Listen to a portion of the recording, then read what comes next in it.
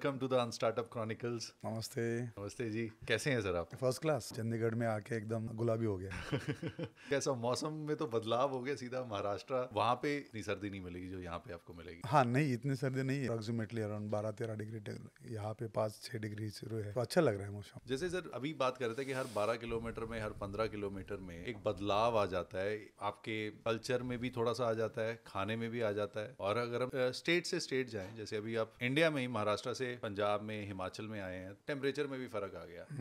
ये जो वेजिटेशन है, और कई जगह हम कॉमन क्रॉप्स भी उगाते हैं, तो उसका कितना इम्पैक्ट पड़ता है? मैं ये थोड़ा ऑफ ट्रैक सा क्वेश्चन पूछूंगा, क्योंकि आप you are the father of agri tourism in India and आप अपने बहुत ऐसी चीज़ें इजाद की हैं इंडिया के लिए। ये एक जानना चाहते हैं कि ये कैसे पॉसिबल हो पाता है कि एक ecosystem same crop same time पे दो अलग स्टेट्स में बन पाती हैं, जहाँ पे टेम्परेचर और आपका ओवरऑल इकोसिस्टम भी डिफरेंट रहता है। जनरली इंडिया का क्रॉपिंग पैटर्न है, एक खरीफ सीजन जून से अक्टूबर तक शुरू होता है और दूसरा है रबी सीजन, वो अक्टूबर से मार्च तक शुरू होता है। ये मेन दो सीजन है एग्रीकल्चर के इंडिया में। जिनके पास ज्यादा पानी है वो तीसरा सीजन में लेते हैं, from March two again June. But normally 89% of the Indian farmers depend on rain for the crops. और उससे भी थोड़ा सा आगे जाएंगे हम तो out of 15 crore farmers, 90% farmers are less than 2.5 acres. 90%? 90% holding of the land. So all these small farmers, they fragmentation of the land is so small. During the Kharif season, they normally grow the staple food in each region. For example, if you go to Punjab, they will have the staple food crop in the Kharif season. In the Rabi season also, they will have the staple food, because all these small farmers collectively they grow the staple food, and then through NAFED, government of India purchases that food and distribute to that anaj to the ration card holders of India. अब sir, जैसे कि हमारे show की theme है unstartup chronicles, what not to do as a startup. अब हम start करें, क्योंकि आप एग्रीकल्चर की बात हो रही है। हिंदुस्तान में अगर एग्रीकल्चर में बिजनेस किया जाए तो पैसा है, बहुत पैसा है। ऐसे sir? Because India is the food ball for the entire world. Most, because as I told you, 90% of the people are still directly, indirectly, or depending on the agriculture as the main occupation or main business. India is number one in milk, India is number one in meat, India is number one in sugarcane. After Brazil is number one, we are number two. In terms of the food grains and in terms of the pulses, in terms of the cereals, we are number one across the world.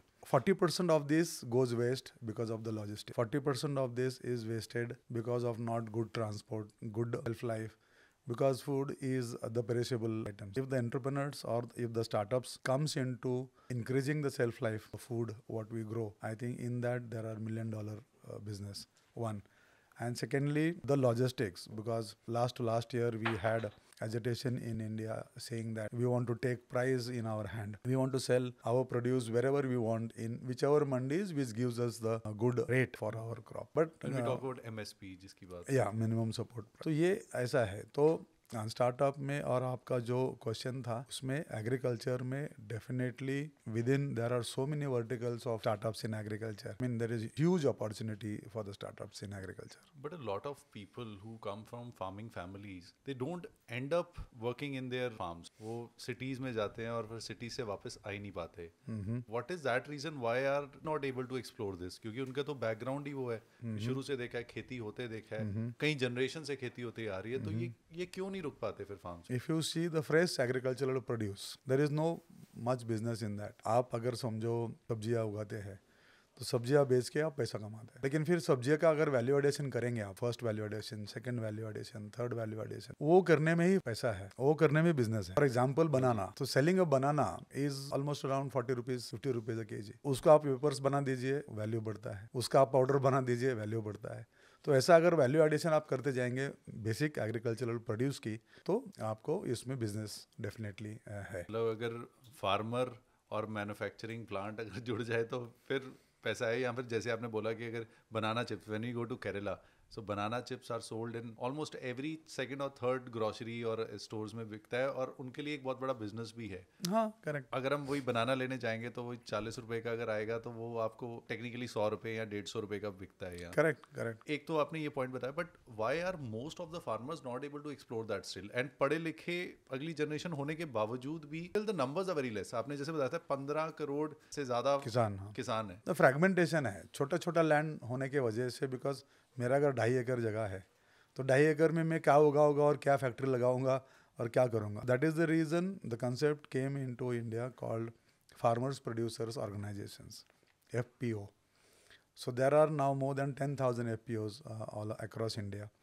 Collectively, they are coming together, 300 farmers, 400 farmers with their land bank, and then they are negotiating with the fertilizers, they are negotiating with the seed manufacturers, they are negotiating with the logistics, and put together they are now selling or producing, selling, value addition, manufacturing in agriculture. There are successful examples in across India for farmers producers organization where they have become a success model in agriculture. You are the father of agri tourism in India. 12 साल आप लड़े हैं इसके लिए, फिर उसके बाद policy बनाने में भी आपका रोल जी। है, एंड उसके बाद अब पूरे इंडिया में नाउ वी आर सीइंग कि एग्री टूरिज्म फ्लरिशिंग फास्ट। जी। तो सबसे पहले तो हम जानना चाहेंगे कि इस समय आपके साथ कितने किसान, कितने फार्मर्स जुड़े हैं in agri tourism, and what is the scale of business you are doing right now? Before Shark Tank, when I came on Shark Tank, there are almost 628 farmers.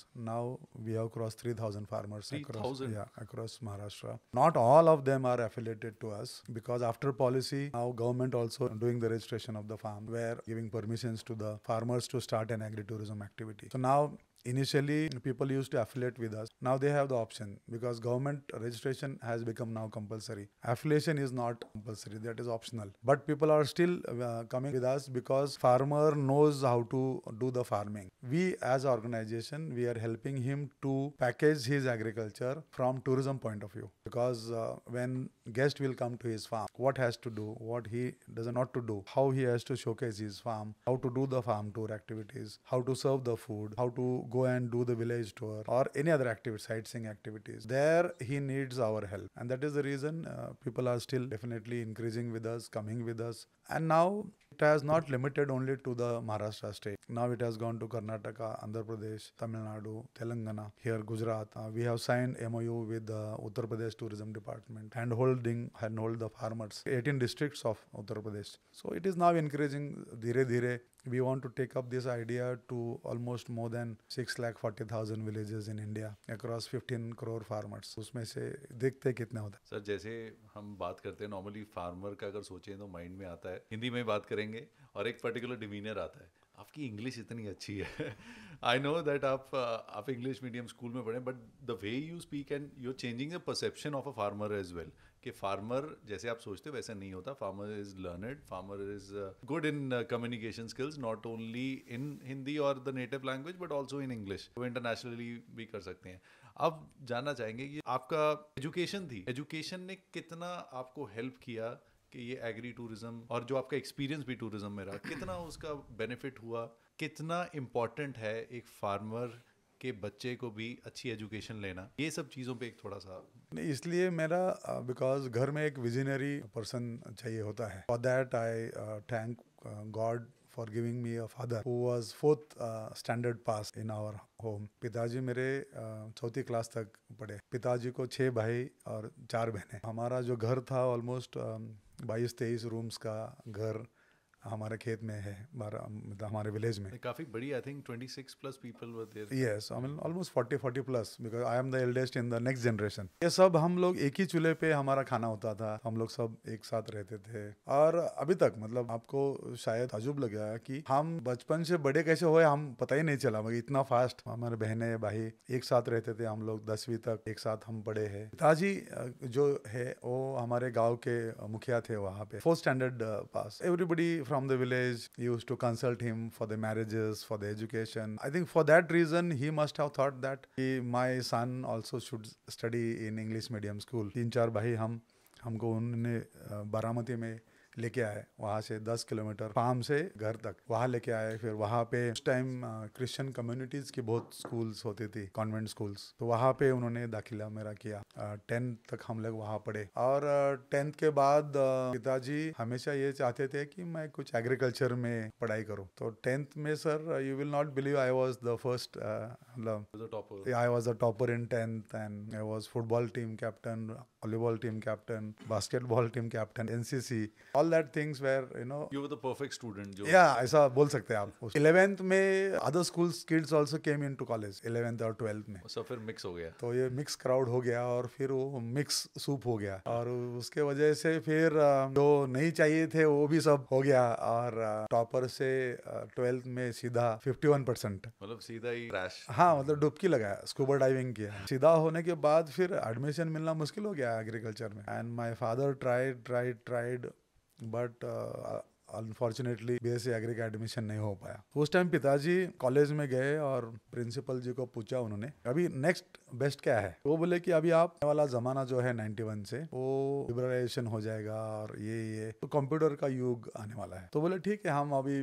BCS में एडमिशन आपके बेटे का करते हैं। ये I think आज लोगों को नहीं पता होगा कि बीसीएस क्या होता है, बैचलर ऑफ कंप्यूटर साइंस। आज उसको बीसीए बोला जाता है, या फिर अब तो बीटेक हो उसके गया। बाद थोड़ा सा तो ये आ गया उस टाइम। आपका जो पूछा था आपने कि एजुकेशन मैटर करता है क्या, तो डेफिनेटली किसान के बेटे ने एजुकेशन लेना ही चाहिए। बिकॉज जनरली क्या होता है, मैं बोलता हूँ आपको, घर में अगर 2 भाई है, एक भाई अच्छा पढ़ाई कर रहा है, अच्छा पढ़ लिखा है, इंटेलिजेंट है, नॉलेजेबल है, और वो 10वीं में फर्स्ट, 10th में फर्स्ट, 12th में फर्स्ट, ग्रेजुएशन में अच्छा कर रहा है, और दूसरा जो भाई है वो 10वीं में फेल हो गया, समझ लीजिए आप। किसान ही बोलता है उसको कि आपको अभी पढ़ाई जमने वाले नहीं है, आप खेती करो। खेती कॉमन सर, काफी कॉमन। तो ये क्यों हुआ?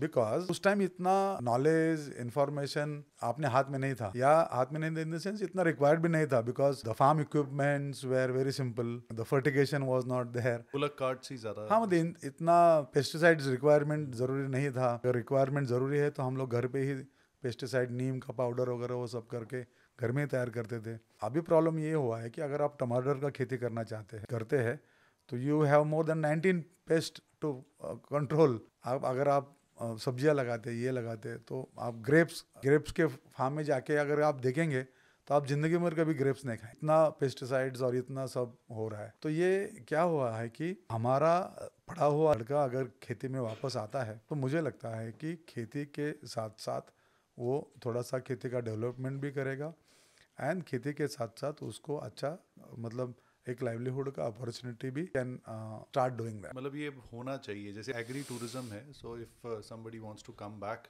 To farming, so they can adopt agri tourism alongside.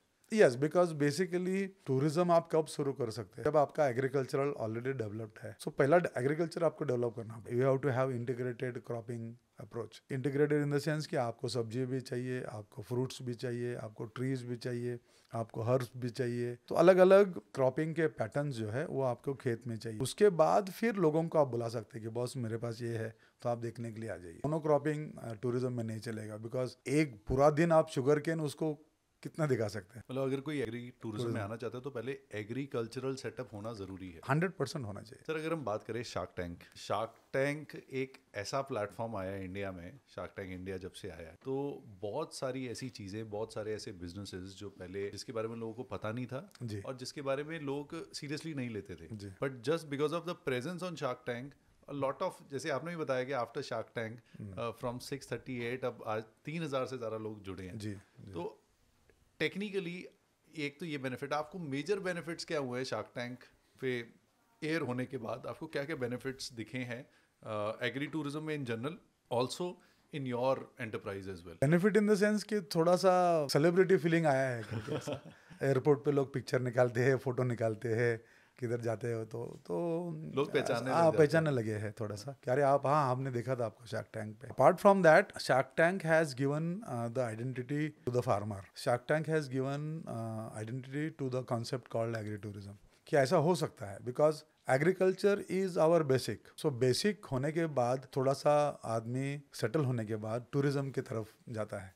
तो ये टूरिज्म जाके वही बीचेस, वही हिल स्टेशंस, वही एडवेंचर, वही सब कुछ करने के बाद लोगों को लगता है कि बॉस अभी I need a holiday where I have a immersive experience, I need a holiday where I will connect with the roots, I need a holiday where I want to see how the food is grown what I am eating. और अभी के जो generation है, everybody was farmer in India, everybody had the farming, but because of the livelihood opportunities, those people have come to the cities or settled down in the city. Now that nostalgic feeling is already there in their mind, but time is not permitting them to go and travel so many hours and go to the farm. Take example of Chandigarh. So if there are, let's say, 40-60 farms nearby to Chandigarh, around 50 kilometers, 70 kilometers, I'm sure people will go there, stay there. They will see the various crops, they will see the various types of soils, stones, they will play with the animals, domestic animals, they will work in the farm.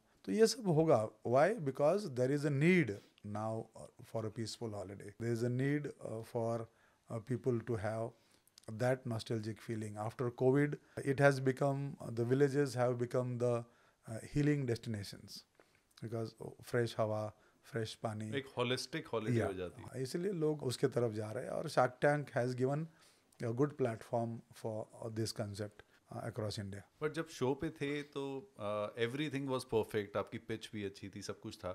But ऐसा क्या reason था जिस वजह से आपको लगता है कि आपको फंडिंग की ऑफर कहीं से भी नहीं आई उस समय? जी. वो क्या reason, major reason? Major in the sense कि देखो, आप कोई भी इन्वेस्टर अगर रहेंगे तो definitely he will need 2x 3x 10x back.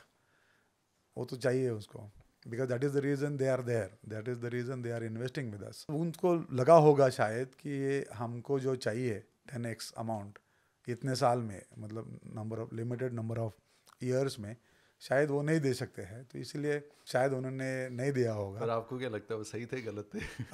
गलत इन द सेंस कि अभी आप one of our shark when they saw the episode and उसके लिए लगा कि अरे ये तो आइडिया अच्छा है, इसमें हो सकता है. Probably they must have thought from the social entrepreneurship angle and invested with us. अब आप बताना चाहेंगे कि किसने वो इन्वेस्ट किया और क्या उसका आपको इम्पैक्ट क्या मिला उसके बाद? तो शायद सबको मालूम होगा कि Namita has invested with us post shark tank, not in the episode but independently. After the show, of the show you can say, because when her father saw the episode and father told her that you should invest here, this is the upcoming concept and this will not only give the livelihood opportunities to the farmers, but the next generation of the farmers will be inspired by this, and that is the reason we should invest here. And then the chartered accountant, everybody came to farm, they stayed on the farm, they did everything and all that due diligence and everything. They did sign the papers and then invested. So it was more of a strategic investment. Strategic investment, yes. Investment लेने के क्या फायदे हैं और लेने के बाद नुकसान भी क्या है? इन्वेस्टमेंट लेने के फायदे इन द सेंस कि बेसिकली आपका जो कॉन्सेप्ट है और आपका जो आइडिया है, वेदर इट इज मैन्युफैक्चरिंग और वेदर इट इज सर्विसेज और whatever, first you have to see that whether this is going to be scalable. One, अगर स्केलेबल है तो आप खुद अगर स्केल कर सकते हैं इट टू सर्टेन लेवल, तो you scale it up yourself. Don't immediately go to the investor from the day one. तो थोड़ा सा स्केल अप करिए. स्केल अप करने के बाद अगर now there are besides private investment or venture capitalists, there are banks also now. There are government of India fund they are giving for the startups. MSME हो गया या other opportunities are there. There are other doors. Open that doors first. And then if possible from 1x to 2x you take it to yourself, and from there if you want to take the jump then go to the private investors or whatever you are saying. एक कोई pitfall भी बताइए कि नुकसान भी, अगर आपने पैसा लिया है तो क्या एक अकाउंटेबिलिटी तो जैसे बढ़ती है उसमें? हाँ डेफिनेटली. और ऐसी क्या चीज़ है कि जिसके बारे में लोग पैसा लेते समय नहीं सोचते बट वो होती है बात? बिकॉज उसका ड्यू डिलिजेंस बहुत है. मतलब अभी आप यकीन नहीं करेंगे कि आप, आई will give you a simple example. अभी शहर में जो एंटरप्रेन्योर्स है या शहर में जो लोग काम कर रहे हैं, ऐसा लगता है कि आप उन बैंक के लिए ही काम कर रहे हैं, ऐसा लगता है कि आप इन्वेस्टर के लिए काम कर रहे हैं. तो इन्वेस्टर्स तो आपको निचोड़ लेते हैं इन द सेंस कि you have to work 13 hours, 14 hours, 15 hours and deliver whatever you have promised to him. वो नहीं होता है तो वो बोलता है बेच दो और मेरा पैसा निकाल दो, मेरा पैसा मेरे को वापस दे दो. बिकॉज वो तो थोड़ी उन्होंने ऐसा ही दिया है आपको पैसा. बिकॉज आपका जो बिजनेस है, बिजनेस है ये, लेकिन बिजनेस के बाद आपका 8 घंटे का बिजनेस है, 16 घंटा आपका अदर लाइफ है. Because of 8 hours you are actually disturbing all your 16 hours life. तो वो 16 आवर्स क्यों डिफिकल्ट है आपको, या why you are spoiling that? Because you have taken undue pressure, you have taken undue investment, you have taken undue pressure of expansion. और ऐसा लगता है कि आपका पूरा दुनिया आपका प्रोडक्ट खरीदेंगी, पूरा सर्विसेज आपकी दुनिया खरीदेंगी.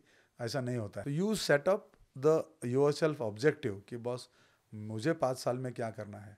If you reach there, it is well and good. If you don't reach there, you take another 2 years. It doesn't matter कि आपको पूरा ऑब्जेक्टिव डिसाइड किया है, उसी ऑब्जेक्टिव में करना है, उसी टाइम होना चाहिए. ऐसा कोई जरूरी तो मुझे लगता नहीं. I think I may be sounding old age. There are certain basic rules of business. Business should make money and at the end of the day if आपका और पीस ऑफ माइंड भी होना चाहिए. करेक्ट. तो ये चीजें बिल्कुल सही है. And this kind of guidance is very important for all the new entrepreneurs जितने भी स्टार्ट बना रहे हैं, जिन्होंने अभी पैसा नहीं लिया या जो पैसा ले चुके हैं, या रिटर्न भी करना है. और हाँ, रिटर्न तो करना है, double 3 times 4 times 10 times return करना है. वो जो एक्स आगे लग जाता है वैल्यूएशन में, तो फिर वो रिटर्न में भी उतने एक्स लग जाते हैं. सर एक पॉइंट है, जैसे we talk about what not to do as a startup. We don't call it कि आपका जो बिजनेस है the model is different and आपका तो स्केल अप बिजनेस था. तो फिर एक तरह से जब आप शार्क टैंक पे गए तो it wasn't practically a startup according to me. Yeah, it was not a startup. It was already there in the business. वहाँ पे ऐसा नहीं कि लाइक मुझे शार्क टैंक पे जाना ही था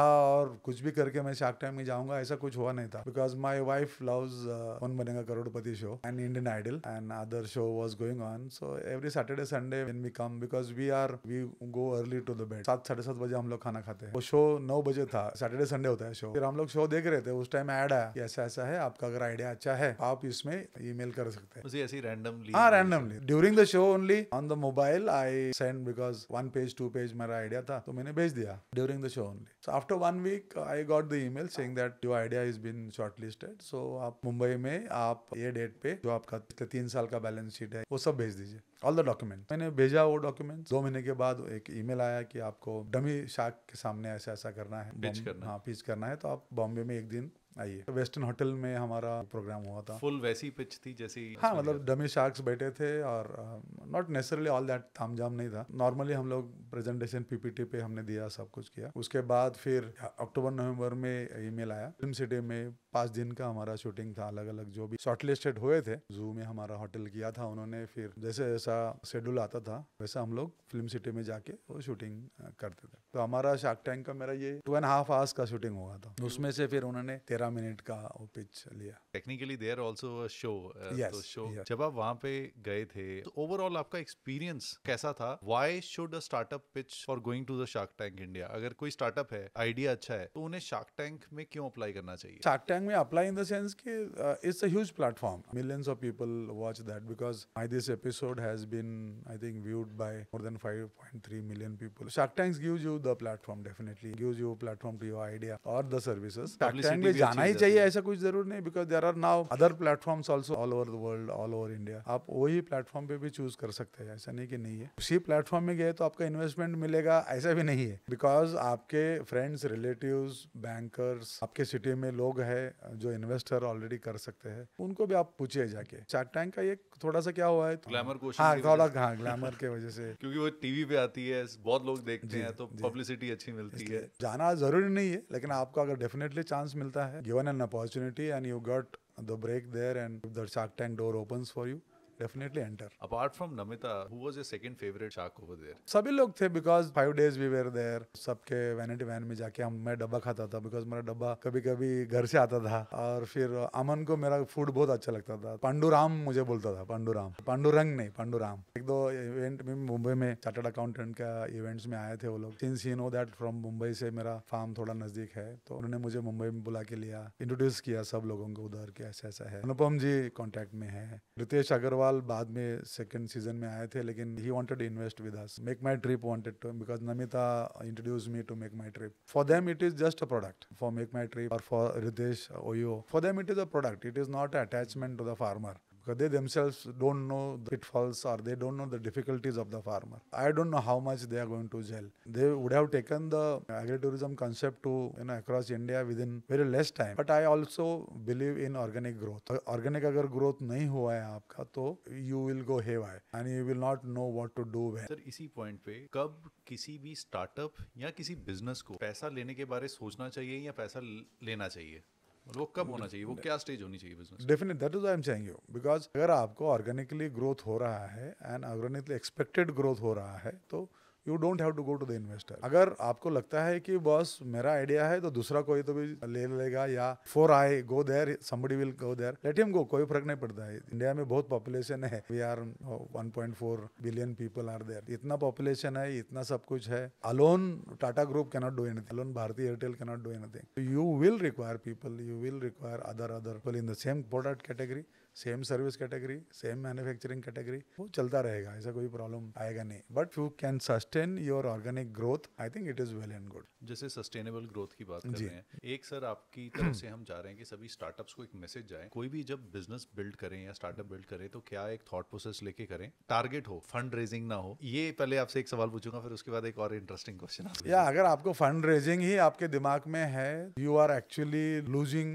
the crux of your idea. That idea और दैट सर्विस और something product is going to help support. जो पेन पॉइंट्स होते हैं वो प्रोडक्ट के बारे में, सर्विस के बारे में, लोगों के पेन पॉइंट्स जो आप सर्व करना चाहते थे, it goes your back of the mind, it goes away from the focus get diluted on. आपको यही है कि मेरा बिजनेस 100 करोड़ का हो गया तो अभी 200 करोड़ कैसा करना है और फिर 250 करोड़ में कैसा बेचना है, उसमें ही आपका ज्यादा मन लगता है. And then because of the pressures probably you will do unwanted things and you will fall in the trap. अब इसी पे सर बात आएगा, जो अगला सवाल है मेरा. दो ऑप्शन है, एक एंटरप्रेन्योर के पास या इवन स्टार्टअप के पास, बैंक से पैसा मिल रहा है और दूसरी तरफ कोई इन्वेस्टर इन्वेस्ट करना चाह रहा है. क्या प्रेफर करना चाहिए और क्यों? Probably go to the bank first if they are helping you, and because if your documentation is good and if they are helping you, go to the bank first. Reason sir? The reason is because private investor is a private investor. Remember always, it is only the money. It is not the emotion. Bank will consider if they want to consider you, and if you want you to be considered, definitely bank will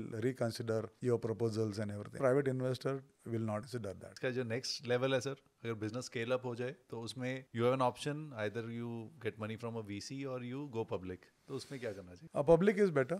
There are whole lot of people here who are investing with us, who are actually helping them to make their dreams also come true by investing with us. Every investor, even if it takes 1 share or 2 shares or 100 shares, he has some connection with your product or some connection with your services. That is the reason, if your numbers are good and if your everything is good, he will invest with you. Thanks for this honest feedback. अगर हम बात करें sir India में या दुनिया में अगर हम बात करें तो 100 में से 95% के आसपास का जो नंबर है, एक टेंटेटिव नंबर है, वो स्टार्टअप्स फ्लरिश नहीं हो पाते, एक टाइम के बाद नहीं जा पाते, वो कहीं ना कहीं फेल हो जाते हैं. तो ये क्या वजह है सर, ये नंबर का इतना डिफरेंस है कि यहाँ 5 या 10% ही स्टार्टअप सक्सेसफुल बन पाते हैं, और ये नंबर कैसा बढ़ सकता है? अगर ये 5-10% से ये 20% 30% तक कैसे हो सकता है ये नंबर? क्या सोच में बदलाव करनी पड़ेगी और क्या मॉडस ऑपरेंडी में बदलाव करनी पड़ेगी? नहीं, बिकॉज लोगों को स्टार्टअप में क्या होता है कि अगर स्टार्टअप आपने किया, whether it is making profit और whether it is making loss, it is a startup. And लोग इन्वेस्ट करते रहते हैं उसमें. The startup which is making loss also people are investing with that, thinking that it will give us some returns. So return कैसा है? Return business के through return नहीं आ रहा है. You are not earning money out of the operations, you are earning money out of the expansion, you are earning money out of the, for example, आपका अगर 2 franchise है तो 10 franchise हुआ तो आपको लगता है कि पैसा बहुत आया, लेकिन वो it is a franchisee fee you are getting, it is not the money from the operation. तो 10 फ्रेंचाइजी अगर आप प्रॉफिट करेंगे तो फिर वो आपको प्रॉफिट होने वाला है. तो ऐसा नहीं हो रहा है. वो आपका जो स्टार्टअप बोल रहे हैं ना कि most of the startups are failing because आपने देखा होगा बड़े बड़े startups, it is only the expansion growth, and expansion growth उनको लगता है कि वो बिजनेस वहां से आ रहा है, लेकिन बिजनेस वहां से नहीं आ रहा है. हमारे महाराष्ट्र का some good startups, so now they are struggling to pay the salary also. Why? Because they thought expansion is the business. Expansion business नहीं होता है. एक्सपेंशन होने के बाद, सेटल होने के बाद, वहां से जो रेवेन्यू आएगा दैट इज बिजनेस. इंडिया के बेस्ट स्टार्टअप आपके ओपिनियन में कौन से होंगे? Best startups in the sense अभी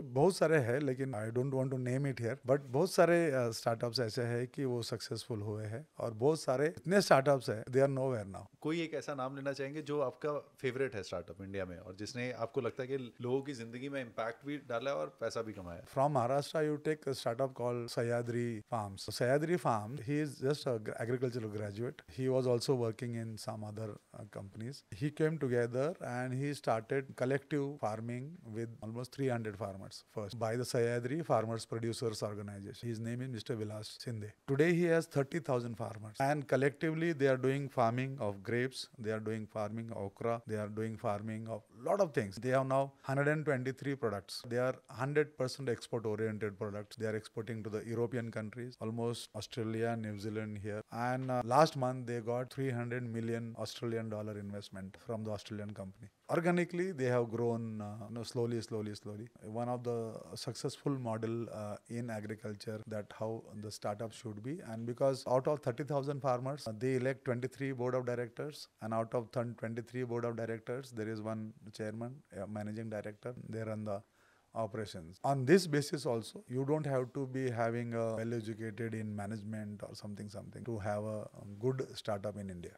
When we talk about agri tourism, तो एग्री टूरिज्म में अगर कोई स्टार्टअप शुरू करना चाह रहा है, इस समय कोई बनाना चाह रहा है, वो किस रास्ते जाए और किस सोच के साथ जाए? इसमें दो अलग अलग मॉडल्स हैं. एक, आपके पास अगर खेती है तो you start your tourism activities. Government के रूल के हिसाब से आपको 1 एकड़ मिनिमम जगह चाहिए. इन 1 एकड़ how much infrastructure of tourism you can build, that is already decided, guided by the policies. And वो एक हो सकता. नहीं तो आप, जैसे मैंने आपको बोला कि कलेक्टिवली अगर आप एक गांव में जाइए and you promote that entire village as the agri-tourism destination. For example, आप गन्ने के किसान है, दूसरा ग्रेप के किसान है, दूसरे के पास they have the animal husbandries, 4-5 काव है, 2-3 buffaloes है. तो अलग अलग प्रोडक्ट्स एग्रीकल्चर के मिला के आपके पास 2 रूम्स है, मेरे पास 3 रूम्स है, इनके पास 10 रूम्स है घर पे. Collectively refurbish that rooms and entire village can be promoted as the agri-tourism destination. Government of India has got funding opportunities for them. We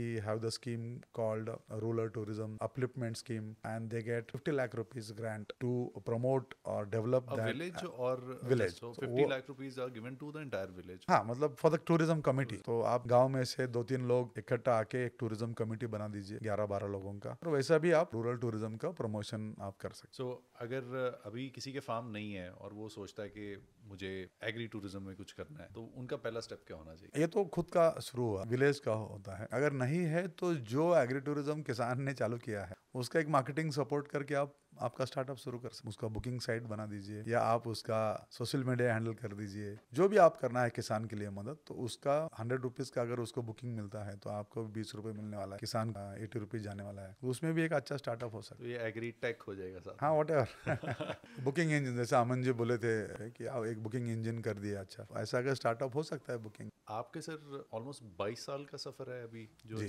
22-23 साल के सफर में कोई अगर चीज अगर आप बदलना चाहें कि ये अगर मैं स्टेप ना लेता तो मेरा सफर थोड़ा फास्ट हो जाता, तो वो ऐसी कोई चीज है. लेकिन because if you take my own agri tourism farm, because when I wanted to develop the farm, I immediately went to the bank कि मुझे प्रोजेक्ट करना है and I want some loan. Bank said, because उस time कुछ policy नहीं था, कुछ नहीं था. देन दे सेड कि we will require some mortgage. तो उस टाइम मेरा एक पुणे में फ्लैट था, रेसिडेंशियल फ्लैट. तो मैंने वो मॉर्गेज करके I took 1.5 crore loan to develop the farm. और अभी लोन दिया in the sense I was very happy कि अरे बैंक ने अभी लोन दे दिया. But back of the mind I fizzled out saying that मेरा एक प्रॉपर्टी उधर है. 1.5 करोड़ का लोन लेने के बाद I thought instead of 5 rooms, why not to build 10 rooms? And then instead of 10 rooms, we should have some conference also. We should have some dormitories also. तो 1.5 करोड़ मेरा चुटकी भर से ऐसा ही इंफ्रास्ट्रक्चर में डेवलपमेंट में निकल गया. तो जो आपकी प्लानिंग है वो ओवरवेल्म होगी और अब ऊपर निकल. हाँ, मतलब ये इतना रिक्वायरमेंट नहीं था. I only required 5 to 6 room. मैंने 20 रूम्स बना दिया. डॉर्मेट्री की जरूरत नहीं थी, डॉर्मेट्री लिया. बिकॉज किसी ने एक अच्छा बोला है कि अगर आपके पास 100 रुपया है बिजनेस शुरू करने के लिए, तो आप 100 रुपया इमीडिएटली इन्वेस्ट मत करो उसमें. मैंने क्या किया, मुझे 1.5 करोड़ बैंक से मिला, 1.5 करोड़ का इंफ्रास्ट्रक्चर मैंने किया पूरा. And then I didn't kept 1 single rupee for the marketing. I think this is the most common mistake which is made by most of the people in even factory manufacturers और directions. इवन घर बनाने जाते हैं तो interiors के लिए पैसे नहीं बचते. हाँ, तो ऐसा हुआ मुझे. तो लिटरली मतलब there were no money to take the beds, there were no money to put up the curtains. तो अरे क्या करने का. तो धीरे धीरे जो हमने 4-5 रूम्स बना दिया, उसमें फिर चालू किया धीरे धीरे करते. And within 18 months of moratorium, installment started. और वो फिर इंस्टॉलमेंट इतना था कि ऑलमोस्ट 1,47,000 का इंस्टॉलमेंट पर मंथ, तो वो नहीं हो सका. And then within 1 year I have to sell this property for Pune property. बिक गया वो, अभी क्या करना है. So that time my father help me little bit of around 50 lakh रुपए पिताजी से लिया फिर वापस. I am talking this around 2012-13 की बात कर. And that time it happen the pitch season 3. लोगों को नहीं पता इसके बारे में, ये पता होना भी जरूरी pitch season 3 happen to me. I got 25 lakh rupees award from there. वो थोड़ा सा मदद हो गया. कितने राउंड थे सर उसके? 13 एपिसोड्स थे. 13 एलिमिनेशन राउंड में थे. The pitch season 3 which was done by Bloomberg television. वो होने के बाद I saw ray of hope in that. धीरे धीरे फिर चालू हुआ. And then I have now settled. I have again bought flat in Pune. Daughter got settled and she got married. She's a chartered accountant. She's a chartered accountant helping now, because whenever I'm out and on the tour, she only now takes care of the entire office, the training programs for the farmers, project report development, registration, marketing support, all that things. And now today what we do is we are giving bookings to the many farmers there. As we discussing today we have more than 1,000 students from schools to the various farms nearby to Pune. Sir ये एक जो आपने बताया था कि government of Maharashtra के साथ मिलके, क्योंकि you are technically the policy maker as well for agri tourism in Maharashtra, तो ये जो है कि साल में एक बार बच्चों ने जाना है, तो वो ये इसलिए किया था कि किसानों को क्या लगता था कि because when I received my first national award we happen to met the president of India and that time Pratibha Tai Patil, she was the president that time. And with in that 45 minutes discussion she told me that if you can see that the school students you can take to the farms, I think that will help students to gain a lot of knowledge about farming. And that idea she gave me, and when I went back to Maharashtra, and then when we decided to do the policy for agri-tourism, we put one point there saying that make it compulsory to all the schools, whether it is CBSE, ICSE, whatever, to make it compulsory at least one educational tour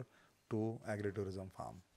So now all the schools in Maharashtra, they have to take their students from 5th standard to 10th standard, at least one educational tour to the farms. On average अब agree tourism की वजह से on average जितने भी farmers आपके साथ जुड़े हैं वो साल का कितना पैसा कमा लेते हैं? See, apart from their own agricultural farm, agriculture में तो उनको whatever they invest, it is not guaranteed that they will get return from there. But yes, tourism से, even if you take educational tour, one product of agri-tourism, we have a population of 1.75 crore students in Maharashtra. They has Just to in go. Maharashtra. They has to go to agri-tourism farm at least one. So that much of demand we have increased to the tourism product. Secondly, the individual families, corporate bookings, events and festivals. Because during mango season, we do mango festivals. During grape season, we do grapes festivals. During Jaggery festival or whatever, we have many festivals in the villages every now and then. Because of this, on an average, even if you say, they are getting at least around 1,500 to 2,000 guests every year, making them 1,000 rupees per guest. So around 15 to 20 lakh rupees is added income to the farming activity. Because these 2,000 people, they become the support system for the farmers. For example, now 2,000 लोगों को मैं जानता हूँ, तो यही 2,000 लोगों को, when I am harvesting the mangoes, I can just do a WhatsApp to them saying that the mango has come. Anybody wants the mango, you can come and take. So these 2,000 people in 1 year become the support system to the farmers. So they can buy everything from that farmer. Even hand weave. Whatever. Just to add that, by doing this, I wanted to actually include the concept of family farmer in tourism. Because आपको मालूम होगा कि एक family doctor का कम concept था. हाँ जी. तो ये फैमिली फार्मर का कंसेप्ट मुझे एग्री टूरिज्म में लेके आना है. तो अगर समझो मैं किसान हूँ, 2,000 लोग मुझे अभी जानते हैं, because of they came to my farm, they saw my village. So ये 2,000 लोगों को क्या लगता है? गेहूँ लगता है, चावल लगता है, मिलेट्स लगते हैं. ये 2,000 लोगों को I will be the supplier for them for whole year. You know, got the point. मुझे अगर 10 एकड़ खेती है तो 10 एकड़ में मैं जो भी लगाऊंगा, through the contacts, through the WhatsApp group, I will give all them whatever they want. घी, अगर आपको प्योर घी लगता है मेरे गांव से, तो आपको प्योर घी मिलेगा. अगर आपको कर्ड चाहिए, मिल्क चाहिए, जो भी फ्रेश वेजिटेबल चाहिए, प्रोसेस वेजिटेबल चाहिए, जो भी ये 2,000 लोगों को लगेगा, मेरा गांव पूरा आपको सप्लाई करेगा. Sir, I'm sure you must be doing that, but Yes. you should take lectures in big management colleges on this, क्योंकि जो आप ideas दे रहे हैं, this can family farmer, Yes. family farmer concept is a great concept. Yes. और उससे जितनी भी जो हम problems आज की डेट में देख रहे हैं, वो farmers की भी resolve हो सकती हैं और even consumers की भी. Perfect. That's true. Should corporates enter into agri-tourism? Why not? It's an open field, I mean, open source. You can enter, you can help the farmers. Problem क्या हो रहा है कि आर वर्टिकल्स. पहला vertical ये है कि जो शहर में लोग हैं जिनके पास पैसा है लेकिन खेती नहीं है, एक वर्टिकल है. दूसरा है उसका टूरिज्म का नॉलेज है, बुकिंग का नॉलेज है, ट्रैवल एंड टूरिज्म का नॉलेज है, लेकिन खेती भी नहीं है और पैसा भी नहीं है. ऐसे भी ट्रैवल एजेंट्स है.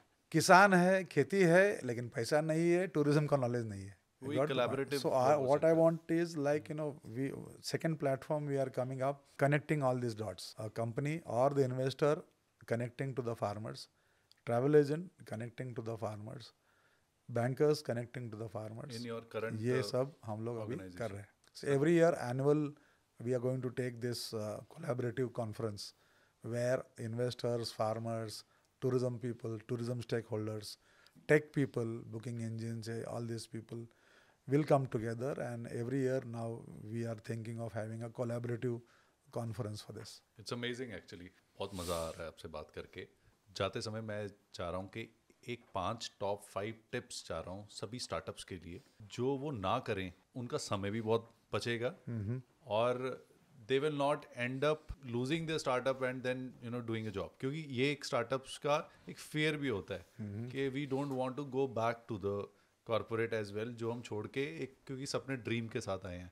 बट कई बार मुझे लगता है वो फियर भी उन्हें कई बार फेल करवा देता है. बट आपके एक टॉप 5 टिप्स हों सभी के लिए जो ये लोग अगर ना करें तो एक सक्सेसफुल स्टार्टअप बना सकें. पहला ये ना करें कि you don't go just behind with the big ideas कि अरे मैं ऐसा करूँगा तो ये ऐसा होगा, ऐसा होगा. A small idea also can be a good startup. एक छोटा सा आइडिया क्या हो सकता है. Don't just run behind the big problem solving ideas और बिग मैन्युफैक्चरिंग आइडियाज और व्हाटएवर. एक छोटा सा आइडिया ले लीजिए, उसके आप पीछे काम कर सकते हैं. Don't think that your startup can be a $multi-million company with in 1 year or 2 year. तो वो आप उसके पीछे इमीडिएटली मत जाइए. उसके पीछे give that child what birth you have given. Step by step होना चाहिए उसका. कई बार ऐसी स्टोरीज लोग देखते हैं और आजकल ऑनलाइन सब कुछ अवेलेबल है, तो कुछ ऐसा होता है कि 2 साल में इतना मिल गया ऐसे है. तो उस वजह से थोड़ा गलत. हाँ, होता है. Startup has to given certain time frame to grow itself organically and then आप उसमें आप कर सकते हैं. ऐसा बोला गया है कि आप पार्टनरशिप में स्टार्टअप मत करिए या आप इंडिविजुअली करिए, ऐसा कुछ ज़रूर नहीं है. आपके स्टार्टअप के लिए टीम बहुत ज़रूरी है. टीम के सिवाय आप अकेला कुछ नहीं कर सकते. In that startup think of people who will be support you to growth of that idea or the product of the service. मतलब एक उंगली कुछ नहीं कर सकती है, लेकिन आप 5 उंगलियां एक साथ आते हैं तो definitely there will be a impact. कोई कुछ कर सकता है, कोई कुछ का डिपार्टमेंट अच्छा. टीम बिल्डिंग और डेलीगेशन. हाँ, डे 1 से आप टीम उसमें ले लीजिए. मतलब आपका नज़दीक के फ्रेंड्स हो, रिलेटिव्स हो, फैमिलीज हो, फैमिली का, बिकॉज जितना जल्दी आपके फैमिली आपके स्टार्टअप में इन्वॉल्व हो जाएगी उतना ही अच्छा है आपके लिए. फ्रॉम डे 1 से अगर आपकी फैमिली इन्वॉल्व है तो वेल एंड गुड, अच्छा ही होगा. बिकॉज आपका जो मेहनत है, आपका जो हार्डवर्क है, आपकी जो खुशी है, छोटी छोटी जो स्टार्टअप, अगर कुछ आइडिया है कि एक छोटा सा ऑर्डर मिलता है पहला, तो let your family be involve in that small amount of happiness. तो वो small amount of happiness only will grow into big happiness. तो वो होना चाहिए. बिकॉज क्या होता है कि आप दिन रात मेहनत कर रहे हैं, घर वालों को मालूम नहीं क्या कर रहे हैं, आपको मालूम नहीं घर वाले क्या कर रहे हैं. गैप रहता है. तो गैप रहता है. तो अरे क्या तीर मारा कि आपने ऑर्डर मिला, तो दुनिया भर ऑर्डर मिलता है. लेकिन वो जो पहला ऑर्डर था, फर्स्ट ऑर्डर, फर्स्ट बुकिंग, उसमें अगर आपकी फैमिली इन्वॉल्व होती तो definitely that would have been help for you to grow 2 times 3 times bigger. वो हो सकता है. चौथा है कि इमीडिएटली आप लोन के में मत पड़िए. इमीडिएटली कि आपको इमीडिएटली लोन चाहिए, उसके पीछे जाइए. 5th is that from day 1 आपका जो ब्रांड होगा, गिव योर सर्विस और प्रोडक्ट ब्रांड फ्रॉम डे 1. आप लोगों को बोलते कि यार जाने दो, अभी चलेंगे 2 महीने के बाद, 4 महीने के बाद उसको हम ब्रांड तैयार करेंगे, लोगो तैयार करेंगे, तो वो मत करिए। बेबी बॉर्न हो गया तो उसका आप नामांकन उसमें कर दीजिए। ये 5 टिप्स मुझे लगता है कि स्टार्टअप में करना चाहिए। Sir thank you so much for your insights, for your valuable insights. जो आपने वो जो फैमिली वाला बोला है, हमारी जब मुलाकात भी हुई थी तो this is what I felt कि जब से मैंने अपनी पूरी फैमिली को इन्वॉल्व किया है, जी, including my parents as well, Yes. I find that growth has also increased Correct. In multiple faces Correct. And super delegation हो जाती है। फिर जी, क्या होता है कि जी। आपकी टीम भी है, वो भी आपकी फैमिली बनना शुरू हो जी, जाती है। Very rightly said sir. Yes. Thank you so much for coming all the way. आज आप आए हैं ब्यूटीफुल चितकारा कैंपस यहाँ पे बद्दी में, एंड पहले भी बात करके बहुत मजा आया, पर अब तो और मजा आया। Lot of insights, I think everybody will gain a lot of things. और एक जो नोशन है रिगार्डिंग एग्रीकल्चरल बिजनेस और एग्री टूरिज्म बिजनेस, वो भी चेंज होगा, और ये भी चीजें थोड़ी सी आई थिंक सिंप्लीफाई होंगी कि क्या नहीं करना चाहिए as a startup. Thank you for watching the unstartup chronicles. I am your host and दोस्त सुप्रीत सिंह। Keep watching.